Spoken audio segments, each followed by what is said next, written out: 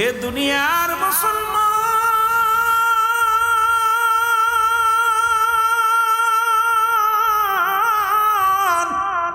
কথাগুলো বলে দিলেন কান্ডা লাগে শোনা গো।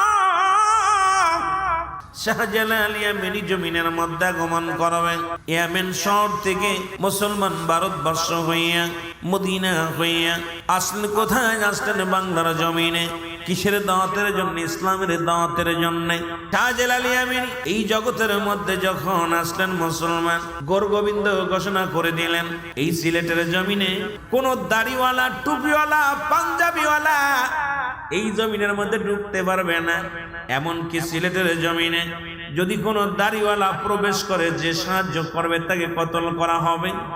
এই সিলেট বিভাগের ভাইরা, হবিগঞ্জের ভাইরা, একটু দিলের কান্ডা লাগা শুনে নাও। আজকে দাড়ি মুখে, টুপি মাথায়, পাগড়ি মাথায় চলো। শাহজালালের সঙ্গে তোমরা বেয়াদবি করো, শাহপরানের সঙ্গে বেয়াদবি করো, আল্লাহর ওলিদের সঙ্গে বেয়াদবি করো। কথাগুলো না বললে বুঝতে পারবেন না। শাহজালাল ইয়ামেনি চলে আসলেন 360 জন উলিয়া নিয়া সুরমা নদীর কিনারায় বসে আছে। রব্বে কারিম ডাকতে বলে, শাহজালাল রে, আমি পাঠাইলাম দিনের দাওয়াত দেওয়ার জন্য, ইসলামের দাওয়াত দেওয়ার জন্য। কারণ ওই কোথায় সিলেটের জমিনে আজান হয় না, সিলেটের জমিন ইসলাম মানুষ বোঝে না, সবাই ইসলাম থেকে মুখ ফিরিয়ে নিছে। এই সময় তোমাকে আমি পাঠিয়ে দিলাম ইসলামের দ্বারক বাহক হিসেবে। শাহজালাল ইয়ামেনি চলে আসলেন। সুরমা নদী কেমনে পার হবে? নৌপথ বন্ধ, বিমান পথ বন্ধ, সমস্ত নদীঘাট সব বন্ধ হয়ে গেল, রাস্তাঘাট বন্ধ হয়ে গেল। এমনকি নদীর নৌকাগুলো তার মালিকে যার যার ঘরে নিয়ে, যার যার বাড়ির কিনারায় নিয়ে রেখে দিলেন। শাহজালাল ইয়ামেনি যখন আগমন করলেন সুরমা নদীর কিনারায়, দাঁড়ায়া দাঁড়ায়া চোখের পানি ছেড়ে কান্দে, রব্বে কারিম, আপনি আমাকে দাওয়াতের জন্য পাঠাইলেন সিলেটের জমিনে, এখন আমি পার হব কেমনে করে?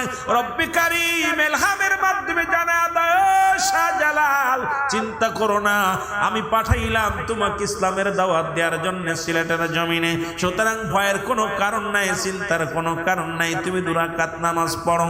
2 রাকাত নামাজ আদায় করলেন এবং শাহজালাল গাড়ের সেই সুরমা নদীর উপরে নিজের রুমালখানা ফেলে দিলেন, জায়নামাজ ফেলে দিলেন।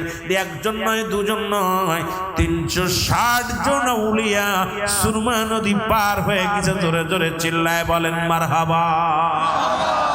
শুধু কি তাই নাই রে মুসলমান, গভীর মনোযোগ। শুনেছেন গোরগোবিন্দর নাম, শুনেছেন বোরানুদ্দিনের নাম, বোরানুদ্দিনের নাম শুনছেন? ও যুবক, রব্বুল আলামিন অনেকদিন বোরানুদ্দিনের কোনো ছেলে মেয়ে হয় না। শাহজালালের কদমে গেলেন, দোয়া চাইলেন, আল্লাহর ওলির কদমের মধ্যে জাফর। দুয়ার বরকতে রব্বে কারিম একটা সন্তান দিলেন, পুত্র সন্তান হলেন। উনি প্রতিজ্ঞা করলেন, সুন্নাতে রাসূল আমি আদায় করব, আকিকা করব, সন্তানের জন্য একটা গরু কোরবানি করলেন। সিলেট বিভাগের ভাইরা, হবিগঞ্জের বাবারা, এ বাবারা শুনে নাও, ভালো করে শুনে নাও। উনি একটা গরু কোরবানি করবেন, যে কথা সেই কাজ। যখন ওনার দুনিয়ার মধ্যে সন্তান দুনিয়ার মধ্যে আগমন করলেন, ওনার কলিজার টুকরা সন্তানের জন্য একটা আকিকা করলেন। সুন্নাতে রাসূল 7 দিন পরে নাম রাখলেন। সন্তানের বয়স যখন 7 দিন, এই বয়সে একটা গরু কুরবানি করিয়া উনি আকিকা করলেন। এ মুসলমান, গভীর মনোযোগ। এই গরুটার চামড়াগুলো, শিংগুলো, বডিগুলো, গোশতগুলো রেখে বাকিগুলো মাটির মধ্যে লুকায় রাখলেন। এই মাটি থেকে খুশি উঠাইলেন, কোথায়? কুকুরে এবং কাকে উঠায় একটা টুকরা নিয়ে মুসলমান বোরানুদ্দিনের বাড়ির সামনে ফেলে দিলেন, গোরগোবিন্দর বাড়ির সামনে ফেলে দিলেন। আমার বাবারা, আমার গভীর মনোযোগ। এবার বোরানুদ্দিনের খবর পাইয়া, কোথায়? গোরগোবিন্দ যখন খবর পাইলেন আমাদের দেবতারে ফিরে পূজা করছে, কে মারছে বাবারা আমার শুনে নেন, ভালো করে দিলেন কান্ডা লাগায় আসেন। খবর শুনতে শুনতে তখন পাইলেন, এলাম পাইলেন, কোথায়? এই জমিনের মধ্যে বোরানুদ্দিন তার ছেলের জন্য গরু জবাই করে কুরবানি করে কি করেছে? আকিকা করেছে। এবার গোরগোবিন্দ তার সৈন্যদেরকে নিয়ে, ছেলেদেরকে নিয়ে বোরানুদ্দিনের বাড়ি আসিয়া নিজের কলিজার টুকরো সন্তান, বাবার কোলে রয়েছে সন্তান, বাবার কোল থেকে ছিনিয়ে নিয়ে জমিনের মধ্যে ফেলে বোরানুদ্দিনের কলিজার টুকরা সন্তানকে গোরগোবিন্দ নিজ হাতে জবাই করে দিছে। জোরে বলা যাবে আল্লাহ। জমিনের মধ্যে যেদিন জবাই করেছিল সেদিন বুরহানুদ্দিন চোখের পানি নাই। এই জমিনের মধ্যে আমি গরু জবাই করেছি, তার প্রতিশোধ হিসেবে আমার একমাত্র কলিজার টুকরাকে জবাই করলো। আল্লাহ তুমি এমন একটা দিন দিও যেন সিলেটের জমিনে হাজার হাজার গরু কুরবানি হয়। এই সিলেটের মানুষ যেন এমন একটা বাংলার জমিনের মধ্যে শ্রেষ্ঠ কুরবানি করতে পারে। মুসলমান শুনে নাও, শুনে নাও, আজকে যারা গরুর গোশত খাও, আজকে যারা ওলি আল্লাহদের বিরোধিতা করো, ওরে সন্তানের বিনিময়ে আজকে গরু জায়েজ করছে সিলেটের জমিনে, সেই ওলিদের বিরোধিতা যারা করে, আমি মনে করি এদের মতো মুনাফিক আর দুনিয়ার মধ্যে কেউ নাই। জোরে বলেন ঠিক কিনা? ওলি আল্লাহদের অবদান আছে কিনা কথা বলেন। এখন ওলি আল্লাহদের পক্ষে থাকবেন না থাকবেন সেটা আপনার ব্যাপার। তবে আমি আপনাদেরকে বলে যাই, যাদের অবদান পৃথিবীর মধ্যে অস্বীকার করার মতো ক্ষমতা নাই, যাদের সৃষ্টায়, যাদের এই দুনিয়ার মধ্যে এত কিছু অর্জন করলেন, আমার বাবারা আমার, যাদের মাধ্যমে পাইলাম রব্বে কারিম দান করলেন, এই মহামানবের খাতিরে, এই মানবগুলোর খাতিরে যারা আল্লাহর মাহবুব বান্দা, তাদের ওসিলা করার কারণে রব্বে কারিম এত বড় নিয়ামত আমাদের দান করলেন। সেই ওলি আল্লাহদের পক্ষে থাকার দরকার আছে কিনা? আর একটু জোরে জোরে চিল্লায় বলেন আছে কিনা? এ আমার ভাইয়েরা, তাদের কি নাই? চিন্তা নাই, ভাবনা নাই, তাদের কোনো চিন্তা নাই, ভাবনা নাই। মুসলমান তারা এমন ভাবে দেহটা করেছে, এমন ভাবে তারা আমার রব্বে কারিমের ইবাদত বন্দেগী করেছে, এমন ভাবে রব্বে কারিমের সান্নিধ্য লাভ করেছে, দুনিয়ার মধ্যে চিন্তা নাই, দুনিয়ার মধ্যে তাদের ভাবনা নাই। এমন মহান ওলিগণ এই বাংলার জমিনে অসংখ্য আল্লাহর ওলি আছে। শুধু 360 জন আউলিয়া নয়, তাদের মধ্যে একজন হলো শামসুল হক আউলিয়া। মুসলমান শুনে নাও, শুনে নাও, এই রকম অসংখ্য আউলিয়া একরাম এই পৃথিবীর মধ্যে আগমন করে। তাদের একটাই মাত্র উদ্দেশ্য ছিল খোদা চিনানো, রাসূল চিনানো, এই দুনিয়ার মধ্যে সত্য ইসলামটাকে জানানো। কারণ তাদের অন্য কোনো চিন্তা ছিল না কোনভাবে আল্লাহর রঙে রঙ্গিত হওয়া যায়, আল্লাহর সঙ্গে ইবাদত বন্দেগী করে করে আল্লাহর প্রিয়, এই আল্লাহর প্রিয় বস্তু যেন হওয়া যায়, সেটাই একমাত্র তাদের চিন্তাধারা ছিল। আর এই দুনিয়ার মধ্যে এত কষ্ট করে যারা দুনিয়া থেকে বিদায় নিয়ে কবর জগতে চলে গেছেন, আপন আপন মাজার পাকে তারা শুয়ে শুয়ে রব্বে কারিমের গোলামি করে। জোরে জোরে চিল্লায় বলেন মারহাবা। এই পীরের দরবারে মুসলমান আসতে হবে, আদব শিখতে হবে। পীরের দরবারে 12 বছর গোলামি করলেন মানুষের পশুর আত্মা দূর হয়ে যায়। আরো 12 বছর গোলামি করলে ভিতরে মানবতা আসে, আরো 12 বছর সাধনা করলে এরপরে আপনার ভিতরে মুসলমান কিছু অনুভব করতে পারবেন। 3 12 36 কয় বছর? জোরে বলেন কত বছর? 36 বছর গোলামি করব। আমি কথাগুলো বলে যাই, ভালো করে শুনে নেন। একজন মহান ব্যক্তি আল্লাহর ওলির কদমে আজকে দেখলাম কিছু মানুষ যারা কদমে পড়ে আছেন, অবশ্যই তারা সাকসেস হবেন।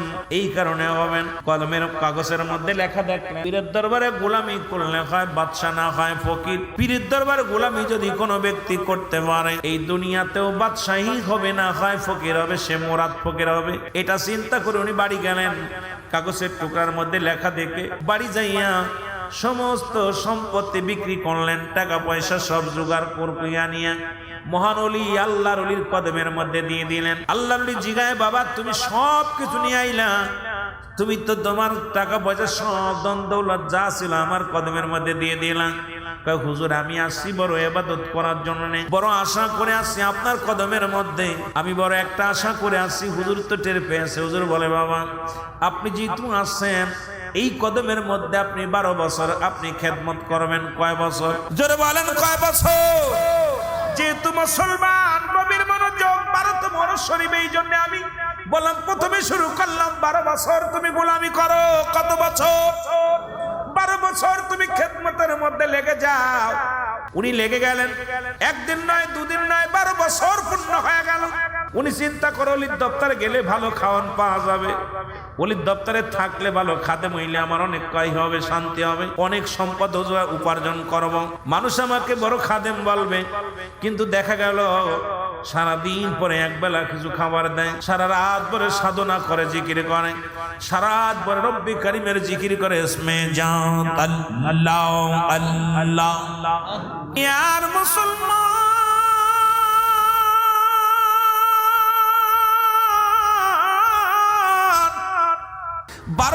বছর পূর্ণ হয়ে গেল, গায়ের গোশত শুকায়া গেল গো। চিন্তা করে আর কয়টা দিন বাঁচবো, মারা যাব, যে কোনো মুহূর্তে মারা যাব। পীরের কাছে যায়, বলে হুজুর আজ আমার 12 বছর পূর্ণ হয়ে গেল, দয়া করে বিদায় দেন। এসেছিলাম বড় সাধনা করে, এসেছিলাম বড় আশা করে, আপনার কদমের মধ্য থেকে আমি বড় আশা করে এসেছিলাম, আশা পূর্ণ হলো না। স্ত্রী পুত্র ছেলে মেয়ে এইরকম আজকে আমার বাবারা, আমার কোনো আল্লাহর ওলিরা স্ত্রী মুখাফেক্কে হয় না, কারণ ওলি কামেল যারা হয় এই দুনিয়ার মধ্যে তাদের সংসার ধর্ম হয় না। শরীয়ত রক্ষাতে বিবি লাগে, শরীয়ত রক্ষাতে ছেলে মেয়ে হয়, কিন্তু তারা এমনভাবে মাওলার প্রেমে ডুবে যায়, স্ত্রী পুত্র পরিবার পরিজন তাদেরকে গ্রাস করতে পারে না, কারণ এই দুনিয়ার মুখাফেক্কি তারা হয় না। এই দুনিয়ার মুখাফেক্কি যারা হয়, এই দুনিয়া লুবি আলেম যারা, দুনিয়া প্রেমিক পীর যারা, এরা দুনিয়ার মুখাফেক্কি হয়। আর রব্বে কারিমের পাগল যারা, দুনিয়ার সব ছেড়ে দিয়া তারা এই দুনিয়ায় মাওলার পাগল হয়ে গেছে। জোরে জোরে বলেন ঠিক কিনা? আল্লাহর ওলি ডাক দিয়ে বলে, বাবা 12টা বছর গোলামি করলাম গো, কি বা তোমার দিব? তোমার দেওয়ার মতো কিছু হয় নাই। ও যুবক, আরো 12 বছর লেগে যাও।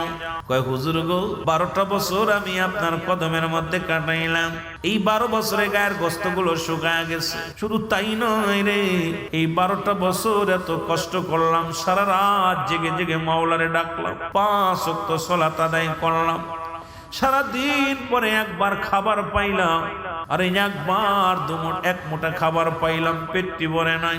আর 12 বছর যদি থাকি মারা যাব, নিশ্চিত মারা যাব। আল্লাহর ডাক দিয়ে কয়, বাবা 12 বছর কাটাইলাম, তুমি যা আশা করে আসছে আশা পূরণ হবে না, আরো 12টা বছর সাধনা করতে হবে। বলে হুজুর আমি কি পারবো? মারা যাবো, 12 বছর কাটাইতে পারবো না। কয় থাকতে হবে বাবা, থাকো। আবার কষ্ট করে থাকলেন যে আমার ধনী হওয়া লাগবে, বাদশাহ হব, এলাকার প্রেসিডেন্ট হব, দেশের প্রধানমন্ত্রী হব, বড় আশা স্বপ্ন জাগছে মনের ভিতরে। 12 24 বছর হয়ে গেল। এবার রাত্রে বেলা ডাকতে বলা, হুজুর সকালবেলা আমার 12 বছর পূর্ণ হয়ে যাবে, এই 12 24 বছর পূর্ণ হয়ে যাবে, আমি সকালবেলা বিদায় নিব। কয় বাবা ফজরের নামাজ বাদে তুমি আসবা। ফজরের নামাজ বাদে হুজুরের কদমে আসলেন, আল্লাহর ওলির কদমের মধ্যে এসে দাঁড়িয়ে রইলেন। ডাক দিয়ে বলে, হুজুর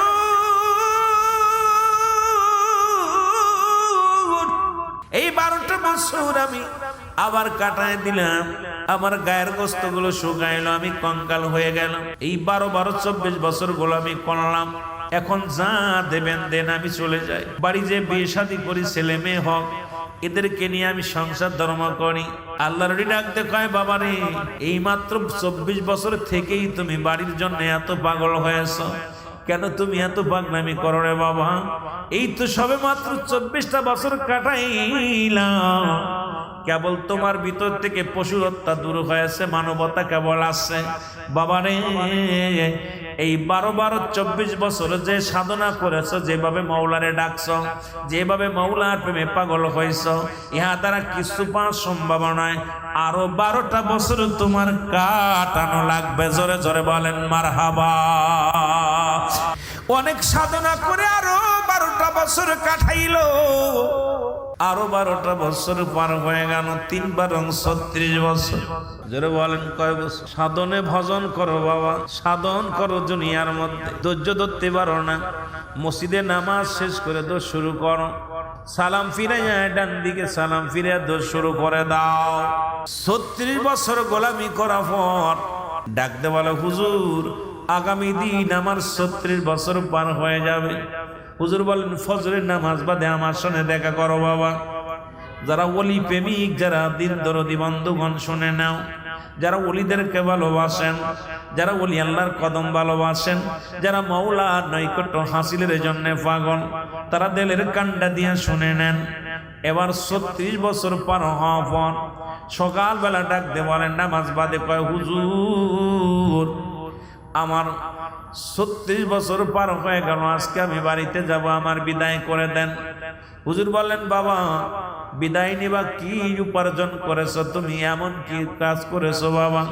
এই 36 বছর যা করেছো বাবা, এর বিনিময় আর কি দেব তোমারে? এই নাও এক মুষ্টা তরমুজের বিচি, এটা তোমারে দিয়ে দিলাম। জোরে জোরে চিল্লায়া বলা যাবে না মারহাবা? এরে আল্লাহর ওলি দপ্তর থেকে পাইলেন এক মুষ্টি তরমুজের বিচি, হাতের মধ্যে নিয়ে চোখের পানি ছেড়ে দিয়া কান্দের কল্লা। আমার জীবনের শেষ সময় পর্যন্ত কাটাইলাম ওনার দপ্তরে, জীবন কাল কাটায় দিলাম, 36 বছর কাটায় দিলাম। এই 36 বছরের সাধনা করে পাইলাম কিছু তরমুজের বিচিটা কি করব? কয়ে তোমার বিদায় করে দিলাম, একটা মিনিট থাকতে পারবা না এই কদমের মধ্যে। বলে হুজুর এই তরমুজের বিচি পাইলাম 36 বছর গোলামি কইরা, এখন ডাকতেছেন না আমার কদম, আপনার কদম থেকে বার করে দিলেন। যাবার বেলায় হুজুর এক নজরে আপনার কদম খানা দেখে নি। বলে বাবা যাও, তবে যাবার আগে একটা কথা বলে দেয়, এই তরমুজটা তোমাকে আমি বিদায় করে দিলাম, যেখানে রাত হবে হাঁটতে শুরু করবা, রাতটা সেখানে যাপন করবা, ফজরের সালাত আদায় করবা।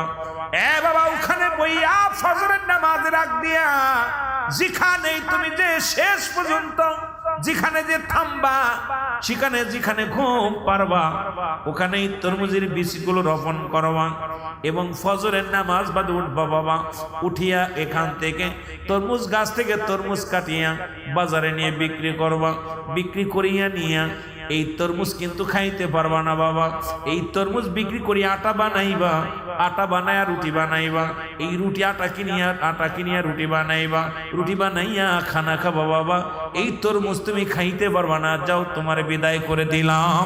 জোরে জোরে চিল্লায়া বলা যাবে না মারহাবা? আল্লাহর নবী বলতেছে, বাবা তুমি যেখানে যে রাত হয়ে যাবে সেখানেই তুমি ঘুমায় পড়বা, তবে ঘুমানোর আগে এই বীজগুলো বপন করবা, ভালো করে লাগাইবা। সকালবেলা ঘুম থেকে উঠে দেখবা তরমুজ ধরছে, এটা বাজারে বিক্রি করবা, এটা কিন্তু তুমি নিজে খাতে পারবা না। উনি কি করলেন? যাইতে যাইতে একটা নদীর কিনারায় গিয়ে দাঁড়াইলেন গো। ওখানে নদীর ধারে বালুর মধ্যে তরমুজ গাড়লেন এবং সকালবেলা ঘুম থেকে উঠে দেখে আল্লাহর নবী যা বলেছিল তাই, তরমুজ গাছে তরমুজ ধরেছে। বাজারে গেলেন, বিক্রি করলেন। এইভাবে উনি প্রতিদিন তরমুজ কেটে বাজারে নেয়, বিক্রি করে আটা কেনে, আটা কিনে আর রুটি বানায়, রুটিগুলো খায় আর ওই তরমুজ গাছের পাহারা দেয় আর মাওলার জিকির করে। আল্লাহ আল্লাহ। এ ভাইরা আমার, বন্ধুরা আমার, সারা রাত পরে জিকির করে গো, সারা রাত পরে রব্বে করিমের জিকির করে। সকাল যখন হয়ে যায় তরমুজ কেটে বাজারে বিক্রি করে। ওই দেশের যিনি প্রধানমন্ত্রী ছিলেন উনি উজিরকে ডাক দিলেন, ওনার মনে সাধনা জাগছে চুরি করার। উজিরকে ডাক দে, বলে উজির দেশ পরিচালনা করলাম, আমার প্রজারা অনেক শান্তিতে আছে, জীবনে বড় স্বপ্ন একটু চুরি করব, জীবনে কোথাও যদি চুরির ব্যবস্থা করে দিতে পারো, খবর নাও কোথায় এমন ভালো ব্যবস্থা আছে চুরি করা যাবে, ধরা পড়বে না। উজির ঘুরতে ঘুরতে মহল্লার মধ্যে দেখে তরমুজ আলা একখানা কুড়ে ঘর বানায় না, এই ঘরের মধ্যে রাত ভরে জিকির করে। সকালবেলা উঠি না তরমুজ বাজারে বিক্রি করে, বিক্রি করি আটা কেনে, এই আটা দিয়ে রুটি বানাইয়া খায় আর মাওলা জিকির করে। উজির আসিয়া ডাক দেখায়, হুজুর পাইছি অপূর্ব একটা সুযোগ পেয়েছি, চুরি করলে কেউ ধরতে পারবে না। এবার রাতের অন্ধকারে তরমুজ চুরি করার জন্য রওনা হয়ে গেলেন প্রধানমন্ত্রী আর উজির। যখন যায় না তরমুজের খেতে যাইয়া তরমুজটার মধ্যে হাত লাগাইছে, আল্লাহর ওলি মহান কামেল পীর ডাক দে, বলে বাবা 36 বছর সাধনা করে পাইছো তরমুজের বিচি, এক রাত্রে চলে যায়, ঠেকাও বাবা তোমার সাধনার জিনিস ঠেকাও। জোরে জোরে চিল্লায় বলা যাবে না মারহাবা? এরে মুসলমান, সঙ্গে সঙ্গে উঠিয়া উনি দেখে আমার তরমুজ ছিঁড়ে নিয়ে যায়, বাঁশের লাঠি দিয়ে একটা বাড়ি মারলেন মাথার মধ্যে। সঙ্গে সঙ্গে মন্ত্রী সাহেব মারা গেলেন। মন্ত্রী যখন মারা গেলেন উজিরি ডাক দে, কয় তুমি কাকে মারলাম? তুমি কি জানো এই দেশের উনি প্রেসিডেন্ট? কয় প্রেসিডেন্ট হোক না যে হোক না কেন কিচ্ছু যায় আসে না, কারণ আমি 36 বছর সাধনা করে পাইছি তরমুজের বিচি, এক রাত্রে ছিনিয়ে নিয়ে যাবে এটা মানতে পারিনি, এই জন্য তাকে দুনিয়া থেকে বিদায় করে দিছি। উজির কয় আমার জীবন যাবে এটা যদি জানতে পারে আমার ফাঁসি হবে রে। তুমি চলো আমার রাজ্যে, চলো চলো রাজ দরবারে যাও। রাজ দরবারে নিয়ে যাওয়া হলো। নিয়ে যাইয়া রানীকে ডাক দে, বলে রানীমা শোনেন, আপনার স্বামী 6 মাসের মধ্যে কারোর সঙ্গে কথা বলবে না, কারণ আপনার স্বামী সাধনার মধ্যে বসেছে। দেশ পরিচালনা আপনি করবেন, কোনো পরামর্শ লাগলে আমি পরামর্শ নিয়ে আসবো। বাবারা গভীর মনোযোগ খেয়াল করবেন। যদিও ছোট্ট আলোচনা, আল্লাহর দপ্তরে গেলে যে কোনো নিয়ত করে গেলে রব্বে কারিম তার বিফলে দেয় না। রব্বে কারিম তার মনের বাসনা পুরা করে, জোরে বলা যাবে না সুবহানাল্লাহ। এ যুবক, এবার 6 মাস চলে গেল। আয় মুসলমান, ওই আল্লাহর মাহবুব বান্দাকে খায়া খায়া সুন্দর চেহারা শুরু কইল, ফলমূল খায়া সুন্দর সুন্দর তার চেহারা ফিরল। 6 মাস পর উজির বললেন, বউ রানীমা দেখা হবে আজকে, তবে 6 মাস যেহেতু দেখা হয় না, এই 6 মাস স্বামীর সঙ্গে আপনার দেখা হয় না, আপনার আবার বিয়ে করানো লাগবে। এবার রানীর সঙ্গে বিয়ে হলো, আল্লাহর ওলির মুরিদের মুসলমান বিয়ে হয়ে গেল। উনি মনে মনে ওই যে কল্পনা করেছিল কাগজের মধ্যে যে আল্লাহর ওলির দপ্তরে গোলামি করলে, খেদমত করলে হয় বাদশা না হয় ফকির। ওনার স্বপ্ন ছিল বাদশাহী হওয়ার, দেশ পরিচালনা করার। রব্বুল আলামিন তারে পুরা করছে। রানীর সঙ্গে বিবাহ হয়ে গেল, সঙ্গে দেখ বাসর হয়ে গেল। বাসর রাত্রে রানী দেখে রে উনার স্বামী নয়, একজন আল্লাহর মাহবুব বান্দা। এবার উজির কয়, যেহেতু বিয়ে হয়ে গেছে, মানুষ যদি জেনে যায় আপনার ইজ্জত থাকবে না, চেপে যান। এবার বিবাহ হয়ে গেল। মুসলমান গভীর মনোযোগ আমার বাবারা, এই রকম চলতে লাগলো। উজির তো কি করে মুসলমান শুনে নেন। আমার ভাইরা, আমার বন্ধুরা, আমার বাবারা, আমার বন্ধুরা, আমার গভীর মনোযোগ। এবার উনি কি করলেন, আল্লাহর ওলির মুরিদ কি করলেন, দেশ পরিচালনা রাজা হইলেন, প্রধানমন্ত্রী হয়ে গেলেন। এইভাবে চলতে লাগলেন, কিন্তু দুনিয়ার কোনো মুখাপেক্ষী ছিলেন না। উনি বললেন, হঠাৎ করে একদিন নদীর ঘাটে দেখে বসে আছে, চোর ধরে নিয়ে আসলে ছেড়ে দেয়, যে ধরে তাকে আটকায়, যে খুন করে মুসলমান খুনের আসামিকে ছেড়ে দেওয়া হয়। অন্যায় কাজ এগুলো দেখতে দেখতে উজির কয়, কি বিপদে পড়লাম, এই বিপদ থেকে আমার বাঁচার দরকার। গবেষণার মধ্যে বসলেন। হঠাৎ দেখতে পানি দিয়া ভাসতে ভাসতে একটা ফুল যায়। এই ফুলটা দেখিয়া চিন্তা করে, দুনিয়ার মধ্যে এমন চমৎকার ফুল তো কখনো দেখি নাই। এই ফুলটা নিয়ে যদি আল্লাহর ওলির কদমের মধ্যে দিই, তাহলে হয়তো প্রধানমন্ত্রী আমার দেখে খুশি হয়ে যাবে। ফুলটা নিয়ে দিলেন প্রধানমন্ত্রীর হাতে। কয়, বাবা রে, আগামী দিন যদি এরকম 7টা ফুল না এনে দিতে পারো, তোমার গর্দান চলে যাবে। এ মুসলমান, কোথায় বিপদ, ফুল তো নিজেও চেনে না।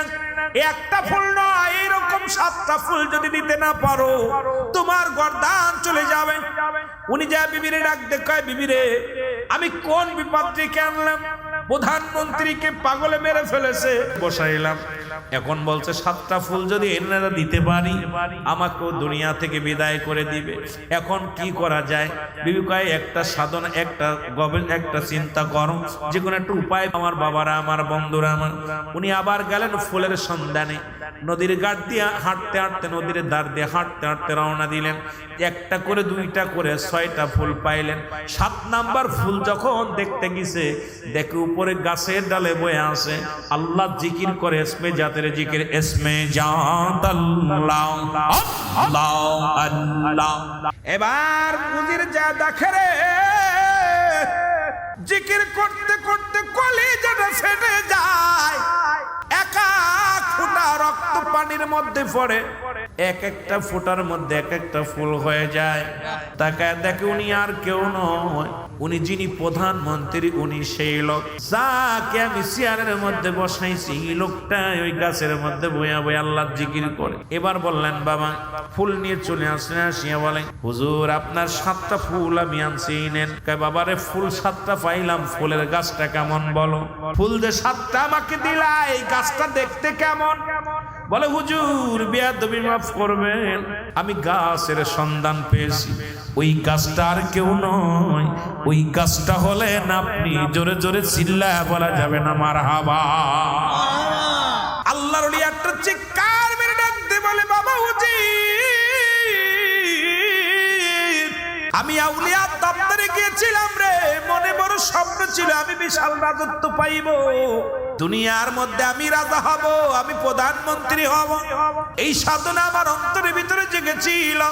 আমি গিয়েছিলাম, রব্বি কারীম আমার আশা পুরা করেছে, আমি বাদশা হয়েছি রে বাবা। যেহেতু গাছ চিনতে পেরেছো, আমি দুনিয়ার মুখাপেক্ষী নয়, আমি দুনিয়ার জন্য আমি এত পাগল নয়।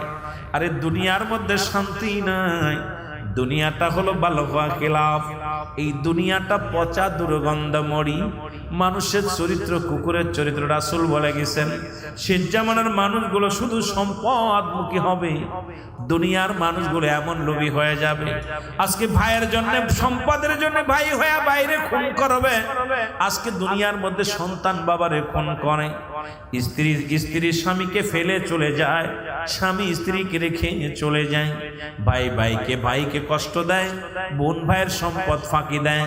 মুসলমান আজকে দুনিয়াটা রাসূল এমনি বলে যান নাই, বালহুয়া কেলাম, এই দুনিয়াটা পচা দুর্গন্ধ মরি, মানুষের চরিত্র হলো কুকুরের চরিত্র।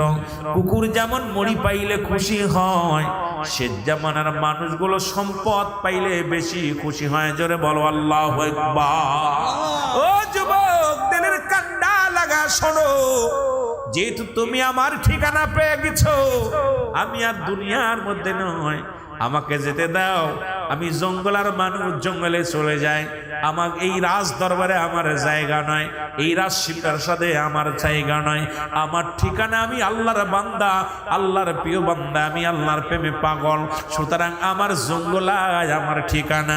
এই জন্য আল্লাহর মাহবুব বান্দা যারা দুনিয়ার মধ্যে আগমন করেছে, দুনিয়ার ধন সম্পদের জন্য নয়, দুনিয়ার লোভ লালসার জন্য নয়, তারা এমন পাগল, এই দুনিয়া চেনেন নাই, চেনিস আখিরাত, এই দুনিয়ার মুখাপেক্ষী নয়, তারা ওই দুনিয়ার মুখাপেক্ষী। জোরে জোরে চিল্লায় বলেন ঠিক কিনা? এ যুবক, বুখারী শরীফের হাদিস, রাসূল নিজে ঘোষণা করেছেন, আল্লাহ পাক নিজে হাবিবকে জানিয়ে দিয়েছে, হাবিব জানিয়ে দাও, আমার হাবিবের জানিয়ে দাও, পৃথিবীর মধ্যে যদি কোনো ব্যক্তি ওলি আল্লাহর সঙ্গে দুশমনি করে, আমি আল্লাহ তাদের সঙ্গে জিহাদ ঘোষণা করি। জোরে বলা যাবে না মারহাবা? আরো জোরে বল আল্লাহু আকবার। ওলিদের বিরোধিতা করে, পৃথিবীর মধ্যে যারা ওলিদের বিরোধিতা করবে, ওলি আল্লাহদের সঙ্গে দুশমনি করবে, বেয়াদবি করবে, দুদিন আগে হোক দুদিন পরে হোক তাকবীরে পোকা লাগবে। এই মানুষগুলো কেন বোঝে না রে মুসলমান? বেয়াদবে দেউমিয়া সাদো বেউলিয়া, বেয়াদবে দেউলিয়া, এই পৃথিবীর মধ্যে। এই জন্য শুরু থেকে বললাম, চারটা বিষয় নিয়ে, তিনটা বিষয় নিয়ে আমি কথা বলতেছিলাম, আদব, বুদ্ধি, মহব্বত, সাহস, আর এই চার গুণ যাদের মধ্যে আছে, কোনদিন তারা বেয়াদবি করতে পারে না ওলিদের সঙ্গে। কারণ এই বাংলাদেশি ইতিহাস পড়ে জানলাম, বাংলাদেশ ইসলাম আছে আল্লাহর ওলিরা। জোরে জোরে বলেন ঠিক কিনা? ইতিহাস পড়ে মোরা জানলাম ওলিগণ এনেছে ইসলাম, বলেন ওলিগণ এনেছে। আরো জোরে বলেন, ইতিহাস পড়ে মোরা জানলাম ওলিগণ এনেছে ইসলাম, বলেন ওলিগণ এনেছে। শাহজালাল, শাহপরান, শামসুল হক, এনায়েতপুরী, ফরিদপুরী, এরাই তো এনেছে ইসলাম। ইতিহাস পড়ে মোরা জানলাম ওলিগণ এনেছে ইসলাম। আল্লাহুম্মা এ ভাইরা আমার, বন্ধুরা আমার, গভীর মনোযোগ। ওলি আল্লাহদের সঙ্গে ওলি আল্লাহর কত পাঠ, খাজা মাইনুদ্দিন চিশতি রাহমাতুল্লাহ আলাইহি। জোরে বলেন না মারহাবা? আর একটু জোরে, আর একটু জোরে। উনি পিতৃরাজ বেয়াদবি করলেন। দুনিয়ার মধ্যে কেমন আমি ওলি আল্লাহদের দপ্তরে যেহেতু রোজ মাহফিলে আসছি, আগেই বলছি ওলি আল্লাহদের বিষয় নিয়ে কথা বলা লাগবে, তাদের বিষয়ে একটু বোঝানো লাগবে। পিতৃরাজ মুসলমান শুনে নাও, ওনাকে মারার জন্য একটা পাথর চালান দিলেন।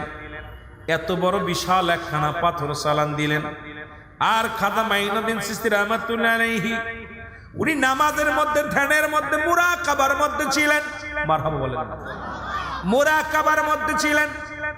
বলে এখন কাকা নামাজ দিছে, এক শ্রেণী আলেম বাইরে এসে বলে খাজা বাবা ভুয়া, ওলিদের সঙ্গে বেয়াদবি যারাই করছে বাংলার জমিনেও আমরা দেখেছি, তাদের অস্তিত্ব খুঁজে পাওয়া যায় না, তারা বিলীন হয়ে গেছে। মুসলমান শুনে নাও, যুগে যুগে ওলি আল্লাহদের যদিও তারা মাজার ভাঙ্গ যাই করো আর তাই করো, শুনে নাও মাজার ভাঙতে পারবা, কিন্তু ওলিদের ভাঙ্গা এত সহজ নয়। জোরে বলেন ঠিক কিনা?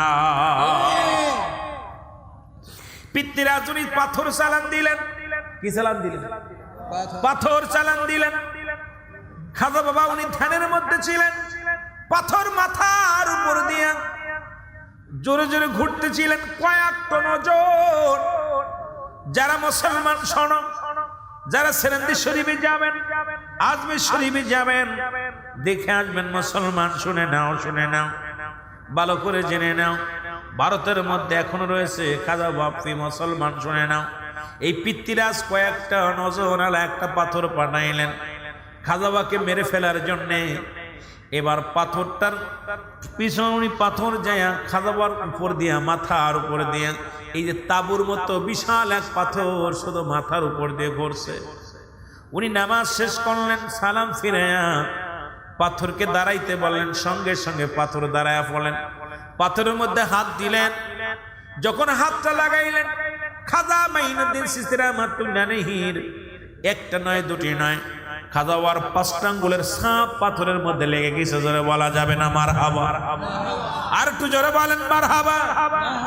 মোমের মতো নরম হয়ে গেছে, একদম ফোমের মতো, ফোম যেমন, আর মোমের মতো গলে গেছে, ফোমের মতো নরম হয়ে গেছে। হাতটা যখন দিছে, খাজা মাইনুদ্দিন চিশতি রাহমাতুল্লাহ আলাইহির 5টা আঙ্গুলের সাপ পাথরের মধ্যে লেগে গেছে। পাথরে কি শক্ত না নরম? জোরে বলেন শক্ত না নরম? 5টা আঙ্গুলের সাপ লেগে গেছে। আমার বাবারা আমার, শুধু তাই নয়, খাজা মাইনুদ্দিন চিশতির ঘোড়া উনি চিন্তা করলেন, একটু আমি দেখি খাজা বাবা যেহেতু হাতটা দিলেন, উনি পালা হাঁটু লাগাইলেন। এই হাঁটুটার দাগ আছে আজ পর্যন্ত, কিয়ামত পর্যন্ত। মাকাম ইব্রাহিম, ইব্রাহিম আলাইহিস সালামের পায়ের ছোঁয়া, পায়ের কদম যে পাথরের মধ্যে লেগেছিল, ওই পাথর কিয়ামত পর্যন্ত ঝুলন্ত অবস্থায় আছে। আর খাজা বাবা আল্লাহর ওলি মাইনুদ্দিন চিশতি রাহমাতুল্লাহ আলাইহি, আমার বাবারা আমার শুনে নাও, ওই পাথরখানা কিয়ামত পর্যন্ত কয়েক টন ওজন। ওই পাথরখানা একদিন ঝুলে আছে, কোনো পাথর তার রশি লাগে নাই, কোনো খুঁটি লাগে নাই, ঝুলন্ত অবস্থা আছে। যারা গেছেন দেখে আসবেন, যারা যাবেন দেখবেন রে মুসলমান। যেমনি যারা মক্কা মদিনায় গেছেন, মাকাম ইব্রাহিম যে পাথরখানা আজ পর্যন্ত ঝুলন্ত অবস্থায় আছে, আল্লাহর নবীদের পায়ের ছোঁয়ায় আর আল্লাহর ওলিদের হাতের ছোঁয়ায় কিয়ামত পর্যন্ত পাথরখানা ঝুলন্ত অবস্থায় থাকবে। জোরে জোরে চিল্লায় বলেন মারহাবা। আর একটু জোরে বলেন না আল্লাহর ওলিদের পার দেশে কে? জোরে বলেন দেশে কে? ওলিদের সঙ্গে বেয়াদবি করলে কি হয় মুসলমান? আমি জ্বলন্ত প্রমাণ দিয়ে যাই। এই খাজা মাইনুদ্দিন মুসলমান উনি যখন যাইতেছিলেন, ও যুবক বন্ধুরা আমার, ওনার সঙ্গে ওই দেশের যিনি প্রধান, আমার বাবারা আমার, বন্ধুরা আমার শুনে নাও, উনি কত কষ্ট দিতে লাগলেন এই দুনিয়ার মধ্যে। খাজা মাইনুদ্দিন চিশতি যখন আসলেন, এবার বাবুরা কি করলেন? হিন্দু বাবুরা ওনাকে মারার জন্য বিশাল টোল পাঠাইলেন, পুলিশ বাহিনী পাঠাইলেন, আর্মি পাঠাইলেন, র্যাব বাহিনী পাঠাইলেন। উনি বসে আছেন, উনি বসে রয়েছেন। ওনাকে যখন লোকজন ওনাকে বলেন উঠতে, উঠাইতে উঠতে পারলেন না, উঠাইতে পারলেন না। যাকে বললেন দুনিয়ার মধ্যে খাজা বাবা ভুয়া। এখন খাজা শব্দের অর্থ সম্মান। সুবহানাল্লাহ বলেন না? খাজা শব্দের অর্থ কি? আরো জোরে বলেন না, অর্থ কি? সম্মান। বাবা শব্দের অর্থ ভান্ডার বা দয়া। খাজা বাবা একজন সম্মানী ব্যক্তি। আজকে আল্লাহর ওলিদের নামের আগে খাজা লেখা হয়, এটাকে নিয়ে অনেকের মুসলমান মন্তব্য আছে। আমার বাবারা শুনে নেন, তাদের নামের আগে জনাব লেখে, হযরত লেখে। জনাব শব্দের অর্থ সম্মান, হযরত শব্দের অর্থ সম্মান। খাজা হলো ফার্সি ভাষা, বাবা শব্দের অর্থ ভান্ডার বা দয়া। খাজা বাবা, খাজা কোনো বাংলা ভাষা নয়। খাজা শুধু আল্লাহর ওলিদের নামের আগে নয়। খাজা নাম ছিল কোথায় মুসলমান শুনে নাও, এই খাজা নামটা ছিল খাজা আব্দুল মুত্তালিব।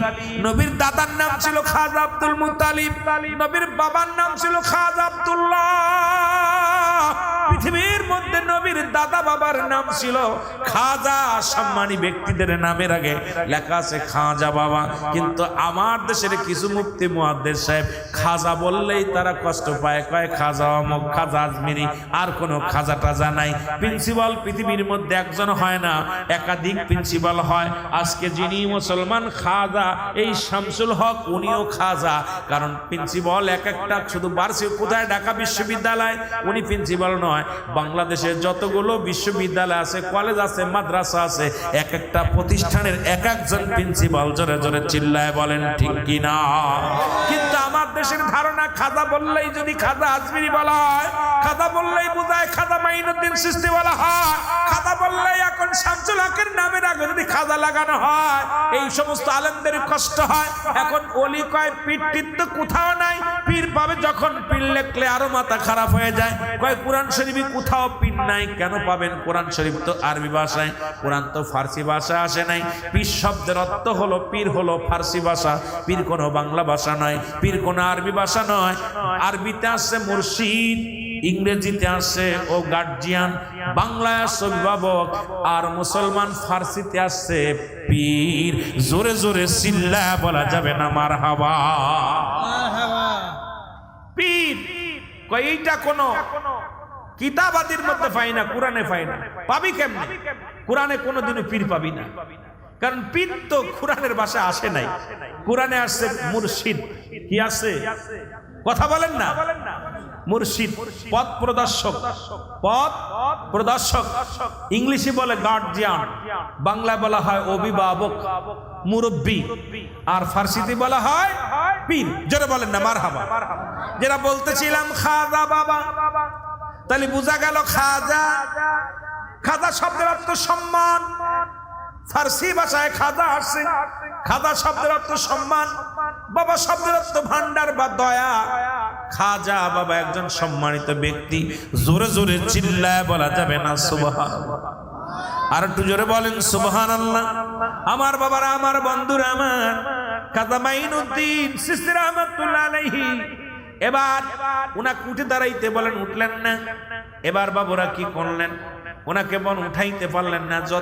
যত লোক আসে উঠানোর জন্য অনেক চেষ্টা করলেন, উঠাইতে পারে নাই। এবার ওনার দিকে বন্দুক তাক করেছে, বেয়াদবি করেছে। সঙ্গে সঙ্গে বন্দুক থেকে একটা গুলি বাইর হন নাই। যখন ফাঁকা গুলি করে গুলিগুলো বাইর হয়ে যায়। খাজা মাইনুদ্দিন চিশতির দিকে যখন গুলি করা হয়, গুলি কিন্তু একটা গুলিও লাগে নাই। এ মুসলমান শোনো, খাজা মাইনুদ্দিন চিশতি এবার তাদেরকে বললেন, এবার তাদেরকে দাঁড়াইতে বললেন। যখন দাঁড়াইলেন, সমস্ত সিফা সালাকে সবাইকে দাঁড়া করে রাখলেন।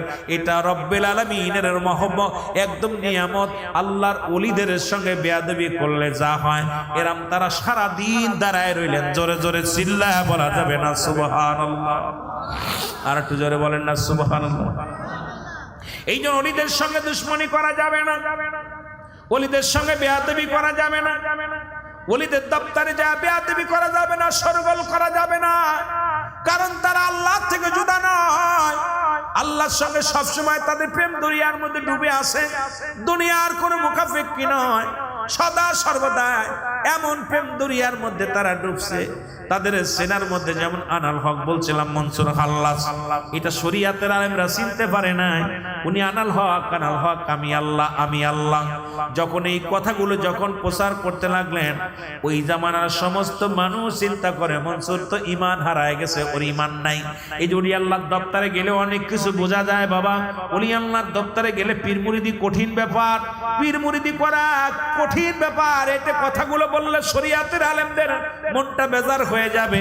যেমন মুসলমান বায়েজিদ বুস্তামি, উনি বললেন যখন তুমি পানির মধ্যে ডুবে যাবে, ওনার পীর উনি বললেন বাবা মুরিদ শোনো, মুরিদকে বললেন যখন তুমি পানির মধ্যে ডুবে যাবে তখন বলবো বায়েজিদ আমারে পার করে দাও, দেখবে তুমি পার হয়ে যাবে।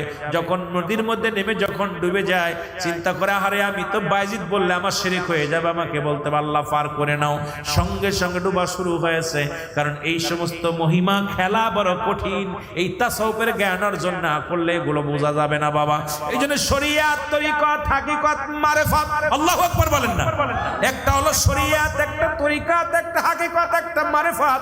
এই চার খানদান যখন আপনি পরিপূর্ণ হয়ে যাবেন, এই পীর মুরিদি রাবেতা, তখন আপনি বুঝতে পারবেন আমার ভাইয়েরা, আমার বন্ধুরা, আমার যে কথা বলতেছিলাম মনসুর হাল্লাজ উনি কি করলেন, ওনাকে যখন ওই জামানার আলেমরা ফতোয়া দিলেন, এই ইমান আকীদার গ্রুপ যখন আকীদা ফতোয়া দিলেন দুনার ইমান হারায় গেছে, ওনাকে কতল করা যায়, তখন ওনাকে কি করা হলো, দিবালয়ে মানুষের সামনে তাকে জবাই করা হলো। জবাই করার পর মনসুরের রাগ কাটার গলার মধ্যে দিয়া রক্তের মধ্যে থেকে জবান বাইরে গেছে, লা ইলাহা ইল্লাল্লাহু মুহাম্মাদুর রাসূলুল্লাহ। জোরে জোরে চিল্লায়া বলেন সাল্লাল্লাহু আলাইহি ওয়াসাল্লাম। সুতরাং আমি আপনাদেরকে বলি বাবা, এই বাহ্যিক চেহারা সুরত দেখে বিচার করবেন না। ওলিদের কাছে আছে কি আছে বাবা, এই গোপন তত্ত্ব যদি বুঝতে হয়, যদি আল্লাহ হাকিকত বুঝতে হয়, তাহলে তাদের কদমে নিসার হতে হবে। যখন তাদের কদমে নিসার হতে পারবেন সব কিছু পাবেন। যখন ওই কদমের মধ্যে জীবনটাকে কোরবানি করে দিবেন, ঢেলে দিবেন, দেখবেন খোদা পাওয়ার ঠিকানা, রাসূল পাওয়ার ঠিকানা পেয়ে যাবেন। জোরে বলেন ঠিক কিনা? আর একটু জোরে জোরে চিল্লায় মহব্বতের সঙ্গে দুরূদ শরীফ পড়ুন, আল্লাহুম্মা। সুতরাং আমি আপনাদেরকে একটা কথা মেসেজ দিয়ে যাই, এই বাংলাদেশে ওলি আল্লাহ কেউ কোনো মানুষ বানায় নাই। বাংলাদেশে অল পৃথিবীর মধ্যে ওলি আল্লাহ কে বানায়? হুজুর বলেন কে? ওলি আল্লাহ বানায় কে? আল্লাহ। কোন মানুষে পীর বানায়, কোন মানুষ ওলি বানায় না। এটা কে বানায়? আল্লাহ বানায়। সুতরাং আপনাদের কাছে আমার করজোরে দাবি থাকবে, আল্লাহর কোন ওলিদের সঙ্গে বেয়াদবি করবেন না। জোরে বলেন করবেন না। ওলি আল্লাহদের এই দেহখানা পৃথিবীর কোনো শক্তি নাই খাওয়ার, পৃথিবীর মাটির কোনো ক্ষমতা নাই, ওলিদের এই দেহখানা খাবে। অসংখ্য প্রমাণ আপনারা পেয়েছেন, অসংখ্য প্রমাণ পেয়েছেন। আল্লাহর মাহবুব বান্দাদের দেহ আল্লাহ পাক এমন ভাবে তাদের তৈরি করছে যে এই পৃথিবীর মধ্যে তাদের ইজ্জত সম্মান এমন ভাবে বাড়ছে, ইন্তেকালের পরেও তাদের মর্যাদা বাড়ছে। জোরে বলেন ঠিক কিনা? আর একটু জোরে বলেন ঠিক কিনা? তবে পীর কোনো মাকসুদ নাই, মাকসুদ স্বয়ং আল্লাহ। জোরে বলেন ঠিক কিনা? পীর কোনো মাকসুদ নাকি? জোরে বলেন পীর কোনো মাকসুদ কে? মাকসুদ কে? আর একটু জোরে বলেন কে? পীর কোনো মাকসুদ নয়। যারা পীরকে মাকসুদ মনে করে ইবাদত করে এরা জাহান্নামী হয়ে যাবে। কিন্তু পীর মাকসুদ নয়, পীর হলো মাধ্যম, পীর হলো মাধ্যম। পীর কি? জোরে বলেন না, পীর কি? মাধ্যম। এই মাধ্যম দ্বারা পাবো কাকে? আল্লাহকে পাওয়ার একমাত্র ঠিকানা, রাসূল পাওয়ার ঠিকানা। কিন্তু আমরা অনেক সময় ওলি আল্লাহদেরকে আমরা বানায় ফেলি, মাকসুদ বানায় ফেলি। দেখা যায় আমরা অলিমুখী হয়ে গেছি, পীরমুখী হয়ে গেছি। নামাজ পড়ি না, শরীয়তের বিধান মানি না, শরীয়তের রকম মানি না। আমি আপনাদের অনুরোধ করব, আপনারা যারা এগুলোর ভিতরে আছেন আপনারা ক্ষতিগ্রস্ত হয়ে যাবেন। হেদায়েতের দায়িত্ব কোনো পীরকে দেওয়া হয় নাই, হেদায়েতের দায়িত্ব কোনো আলেমকে দেওয়া হয় নাই, হেদায়েতের দায়িত্ব কোনো নবীগণকে দেওয়া হয় নাই। হেদায়েতের দায়িত্ব রব্বে কারিমের হাতে। জোরে বলেন ঠিক কিনা? আরো জোরে বলেন ঠিক কিনা? তদ্রূপ আল্লাহর ওলি যিনি শুয়ে আছেন উনিও এখানে আসছেন আপনাদেরকে সেই পথ চিনানোর জন্য, সেই মত, সেই রাসূলুল্লাহর পথ, আমার রব্বে কারিমের পথ। যে পথে গেলে প্রিয়জনরা গিয়েছে, যে পথে গেছে ওলি আল্লাহগণ, যে পথে গেছে নবীগণ, যে পথে গেছেন সাহাবীগণ, সেই পথটা অনুসরণ করার জন্য যুগে যুগে অসংখ্য আল্লাহর ওলিরা আসছে। কিয়ামত পর্যন্ত আর কোনো নবী আসবে না, নবীদের দরজা বন্ধ, ওলিদের দরজা খোলা। ঠিক কিনা? আর ওলিদের কাছে আসে ইলহাম, নবীদের কাছে আসে ওহী। বিশ্বাস হয় কার কার? বিশ্বাস হয়? নবীদের কাছে আসে কি? ইলহাম। ওহী আসে, ওহী আসে নবীদের কাছে, আর ইলহাম আসে ওলিদের কাছে। সুতরাং আপনারা এই মাহফিলে যারা আসেন ওলিয়াল্লাহ দপ্তরে, আপনারা দয়া করে বেয়াদবি করবেন না, আদবে আউলিয়া হওয়া যায়, আদবের সঙ্গে থাকবেন, জিয়ারত করবেন, পাক কালাম ফাতিহা শরীফ পড়ে জিয়ারত করবেন, আদবের সঙ্গে দাঁড়াবেন। দাঁড়াইয়া কোনো ওলি দিতে পারে না, কোনো কিছু, কোনো পীর সাহেব কোনো দিতে পারে না, কাজ দিতে পারে না, কোনো মৌলবী দিতে পারে না। তবে যে সমস্ত মৌলবীরা এই ফতোয়া দেয় তাদের কাছে জিগাইবেন যে কোন মাজারে যাওয়া যাবে না, এখানে এ দিতে পারবে না, দিতে পারবে না। এরা হলো আর একটা বোকামার্কা মানুষ। আমরা বলি না যে পীর সাহেব দিবে, আমরা কোনো ইমাম সাহেব, যখন আপনাদের মসজিদের ইমাম সাহেব, ওনার কাছে আমরা যাই, চাই 500 টাকা দিয়ে হুজুর আমার জন্য দোয়া করেন। আচ্ছা ইমাম সাহেব আমার কি দিব? আমাদের ধারণা যে ইমাম সাহেব ভালো মানুষ, 5 ওয়াক্ত নামাজ পড়ে, ফরেজগার মানুষ, জ্ঞানী মানুষ, দোয়া করলে আল্লাহ কবুল করবে। ঠিক আল্লাহর ওলিদের কাছে আমরা এই কারণে যাই, আল্লাহর ওলির মাধ্যমে আমরা চাই কার কাছে? জোরে বলেন কার কাছে? আল্লাহ তুমি যদি আমাকে দয়া করো শামসুল হক আউলিয়ার ওসিলায়, আল্লাহ তুমি আমাকে একটা পুত্র সন্তান দাও, আল্লাহ তুমি আমার এই জমা জমির মালিক বানায় দাও, আল্লাহ আমার সম্পদের মালিক বানায় দাও, আল্লাহ আমার ব্যবসা উন্নতি দান করো। কে কার কাছে চায়? জোরে বলেন কার কাছে? মাধ্যম ছাড়া কোনো কিছু আসেন নাই। আদম আলাইহিস সালামকে আল্লাহ পাক এই দুনিয়া মানুষ পাঠাইলে এখানে মাধ্যম, দুনিয়ার মধ্যে আপনি দুনিয়া আসছে সেখানেও মাধ্যম। মাধ্যম ছাড়া কিচ্ছু নাই, কারণ ওসিলা ব্যতীত কিচ্ছু পাওয়া সম্ভব নয়। জোরে বলেন ঠিক কিনা? এটা পীরে যারে দয়া করে মোর দাদেল তার জিন্দা হয়। বলেন পীরে যারে দয়া করে মোর দাদেল তার জিন্দা হয়। আরে অকুল দরিয়ার মাঝে ডুবা নৌকা ভেসে যায়। বলেন অকুল দরিয়ার মাঝে ডুবা নৌকা। দেখ না ফরিদ করিল দান অমূল্য চক্ষুর আর ইব্রাহিম সারিয়া দিল মহামূল্য সিংহাসন।